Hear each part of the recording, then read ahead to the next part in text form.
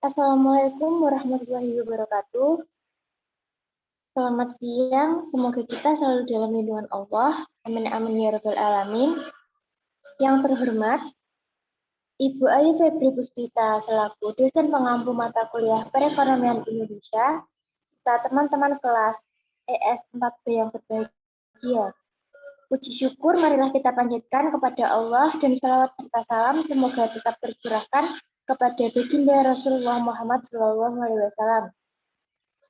Saya Widya Pratama selaku moderator akan membimbing jalannya presentasi pada hari ini. Materi yang akan kelompok kami bahas pada hari ini mengenai kebijakan fiskal, moneter, dan utang luar negeri yang akan disampaikan oleh kelompok 6 yang beranggotakan Widya Nila Pratama, Ida Fitriani, Aninda Novia Dianti, Ayuvi Wahyu Ramadan, dan Desiwi Widya Waluyanda.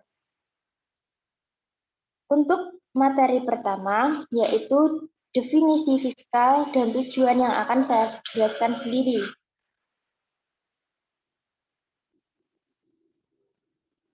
Kebijakan fiskal. Kebijakan fiskal adalah penyesuaian di bidang pengeluaran dan penerimaan pemerintah untuk memperbaiki keadaan ekonomi.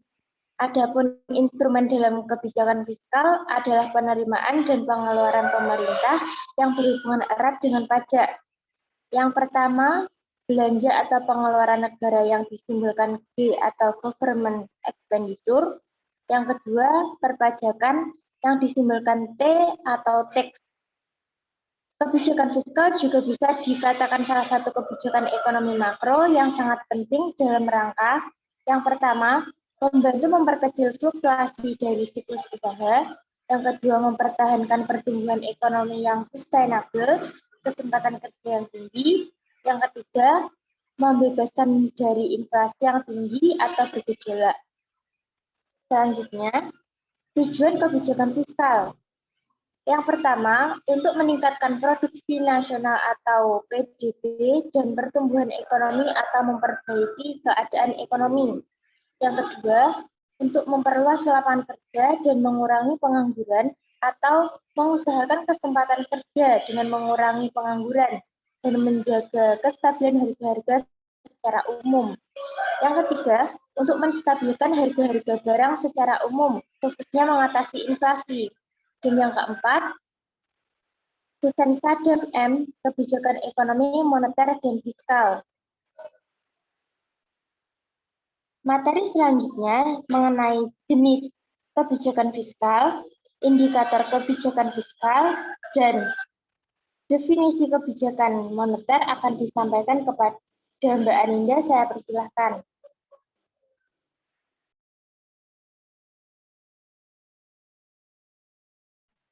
Baik, terima kasih kepada moderator.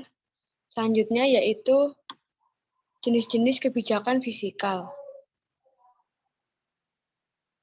Yang pertama ada pembiayaan fungsional.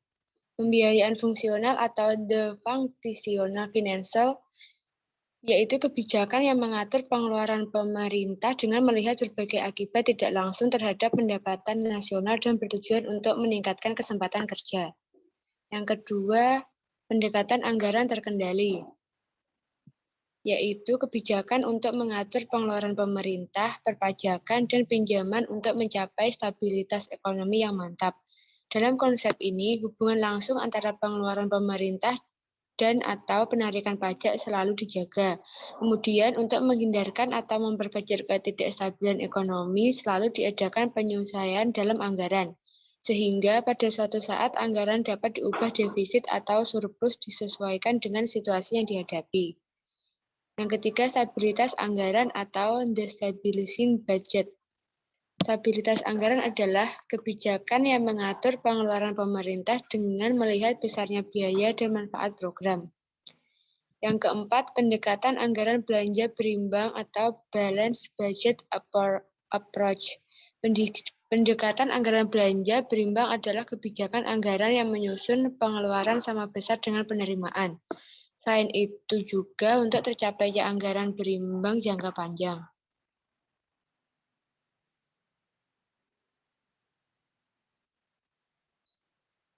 Materi selanjutnya yaitu indikator kebijakan fiskal.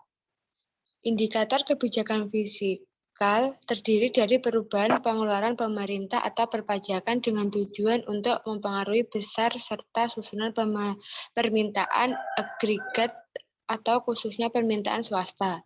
Indikator yang biasa dipakai meskipun kadangkala menyesatkan untuk kebijakan fiskal ini adalah budget defisit, yakni selisih antara pengeluaran pemerintah dan juga pembayaran transfer dengan penerimaan terutama dari pajak.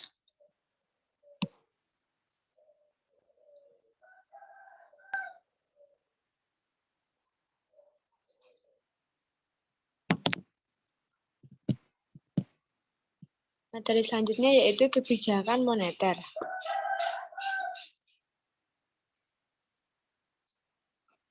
Definisi dari kebijakan moneter yaitu kebijakan moneter mengacu pada kebijaksanaan otoritas moneter suatu negara yang menyangkut masalah-masalah moneter.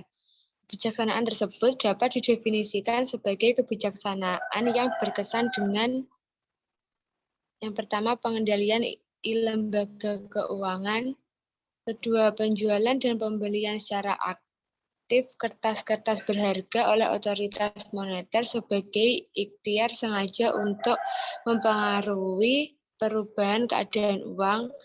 Ketiga, pembelian dan penjualan secara pasif kertas berharga atau papers aset yang timbul dari usaha mempertahankan struktur suku bunga tertentu, stabilitas harga saham atau untuk memenuhi kewajiban dan komitmen tertentu lainnya. Sekian materi dari saya kembalikan kepada moderator. Terima kasih atas penyampaian materi dari Mbak Aninda. Untuk materi selanjutnya mengenai tujuan kebijakan moneter, jenis kebijakan moneter, dan instrumen kebijakan moneter akan disampaikan oleh Mbak Desi. Kepada Mbak Desi, saya persilahkan. Baik, terima kasih moderator. Materi yang selanjutnya yaitu tujuan kebijakan moneter. Tujuan kebijakan moneter yang pertama yaitu stabilitas ekonomi. Stabilitas ekonomi adalah suatu keadaan di mana pertumbuhan ekonomi berlangsung secara terkendali dan berkelanjutan. Artinya, pertumbuhan arus barang atau jasa dan arus uang berjalan seimbang. Yang kedua, kesempatan kerja akan meningkat bila produksi meningkat. Peningkatan produksi biasanya diikuti dengan perbaikan nasib para karyawan, ditinjau dari segi upah maupun keselamatan kerja. Yang ketiga, kestabilan harga ditandai dengan stabilitas harga barang dari waktu ke waktu.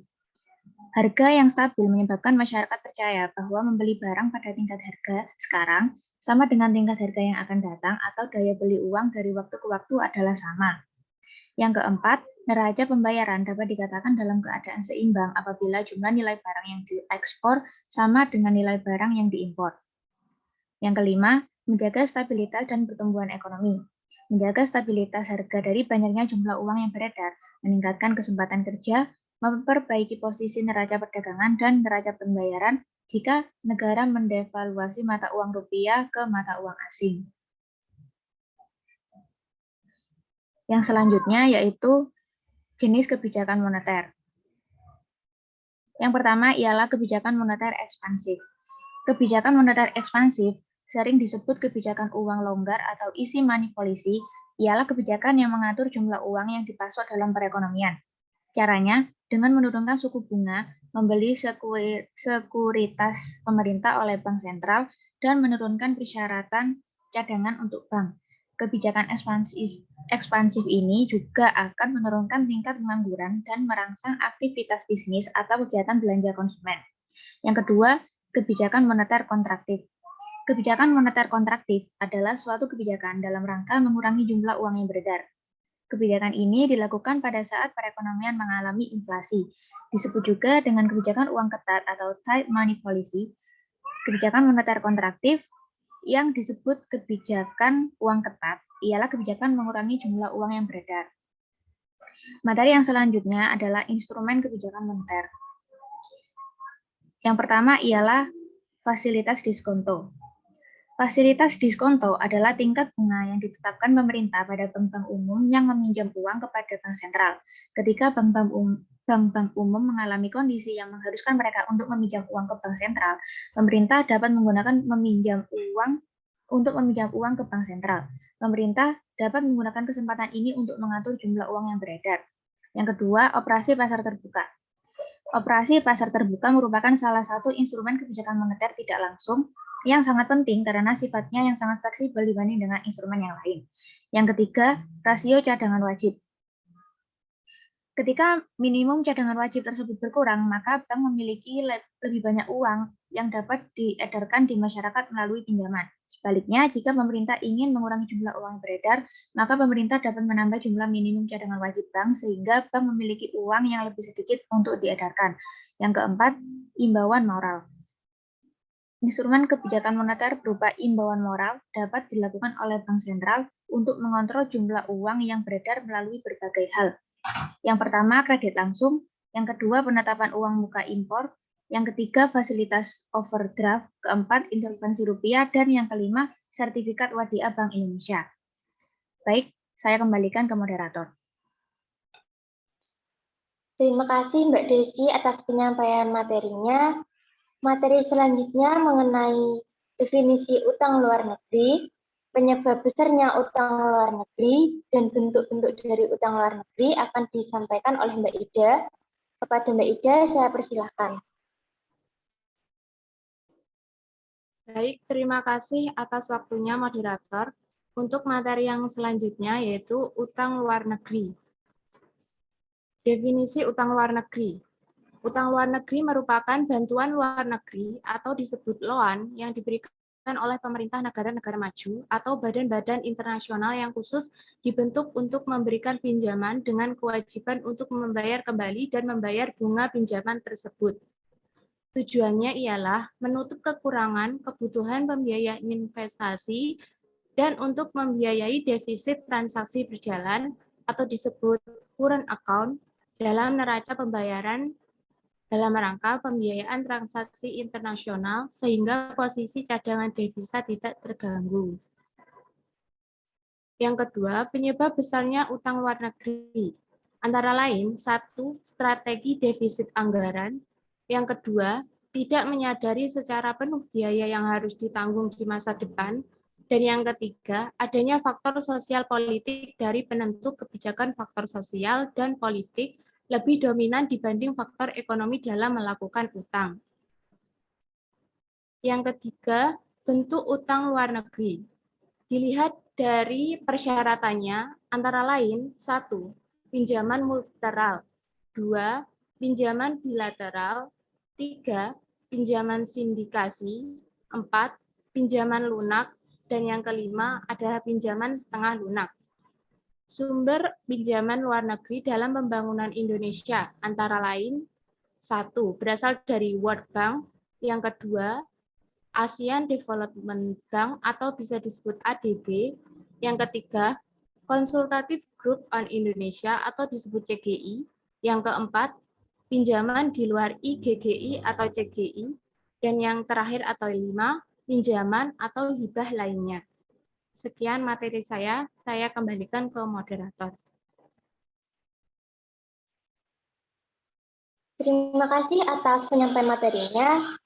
Untuk materi selanjutnya, mengenai prinsip dasar penerimaan pinjaman luar negeri dan pengaruh utang luar negeri di Indonesia, akan disampaikan oleh Mas Wahyu. Kepada Mas Wahyu, saya persilahkan. Baik, terima kasih moderator. Materi selanjutnya yaitu prinsip dasar penerimaan pinjaman luar negeri. Pinjaman yang diterima harus berjangka panjang dengan syarat-syarat yang ringan, yaitu syarat yang masih dapat dipenuhi secara normal dan wajar. Pinjaman yang diterima tidak disertai dengan suatu ikatan politik apapun dan dilandasi asas yang saling menguntungkan secara wajar.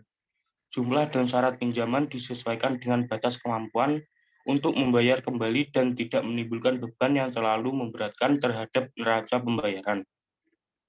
Penggunaan dan penarikan dana pinjaman tidak terlalu ketat dan lebih disukai jenis pinjaman yang dapat digunakan untuk berbagai keperluan. Sumber dana pinjaman harus jelas dan pihak kreditor dikenal mempunyai reputasi yang baik. Perlu adanya penganekaragamaan, diversifikasi sumber dan bentuk pinjaman. Penggunaan pinjaman tidak dibatasi untuk impor barang atau jasa dari negara pemberi pinjaman saja, tetapi hendaknya bebas digunakan untuk kepentingan impor dari negara lain.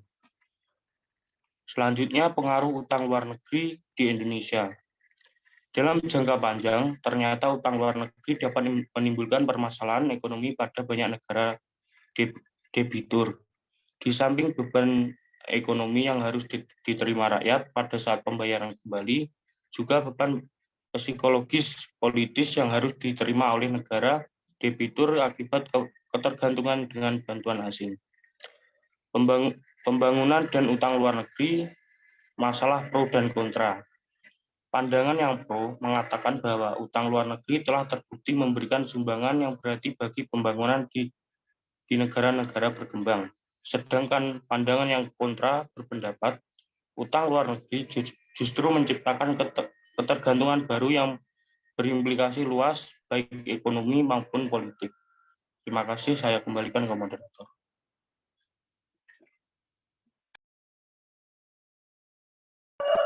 Terima kasih atas penyampaian materinya.